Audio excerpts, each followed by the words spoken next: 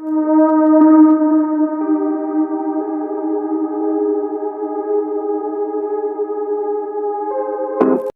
alasan kenapa Allah tidak menyukai suara keledai menurut Al-Quran. Umat Islam wajib tahu. Salah satu pertanyaan yang belum banyak diketahui umat Islam di dunia adalah kenapa Allah tidak menyukai suara keledai. Benarkah hal tersebut dan apa alasannya? Simak penjelasan menurut Al-Quran. Keledai adalah salah satu haiwan ciptaan Allah Subhanahu Wa Taala. Secara fisik, keledai memiliki kemiripan dengan kuda. Namun, kedua haiwan itu rupanya memiliki ciri-ciri fisik yang berbeza termasuk dari ukuran tubuh, daun telinga, hingga kuku. Meskipun ciptaan Allah, tapi apakah kamu tahu kalau keledai disebut-sebut dalam Al-Quran? Dalam Al-Quran disinggung mengenai keledai yang dijadikan perumpamaan. Lantas, benarkah Allah tidak menyukai suara keledai dan apa alasannya? Agama Islam mengatur segala aspek kehidupan manusia mulai dari tempat tinggal, berpakaian, hingga sikap. Dalam agama Islam, sikap yang harus dijaga adalah adab ketika berbicara dengan orang lain.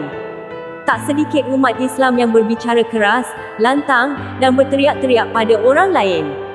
Padahal, hal tersebut tidak dibenarkan dalam agama Islam. Hal ini terdapat dalam Al-Quran Surat Luqman ayat 19. Bahkan, dalam surat tersebut, keledai menjadi perumpamaan kalau seorang Muslim harus berbicara dengan lembut. Dan sederhanakanlah dalam berjalan dan lunakkanlah suaramu. Sesungguhnya seburuk-buruk suara ialah suara keledai.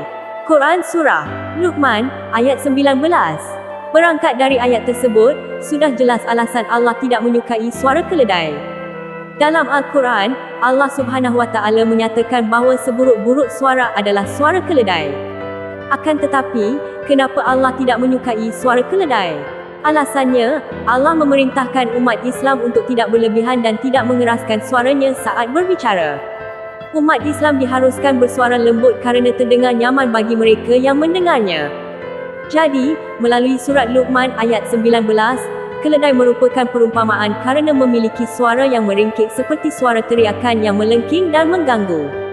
Berbicara keras, tidak enak didengar, menyakitkan hati dan telinga sangat tidak disukai Allah yang diibaratkan dengan suara keledai.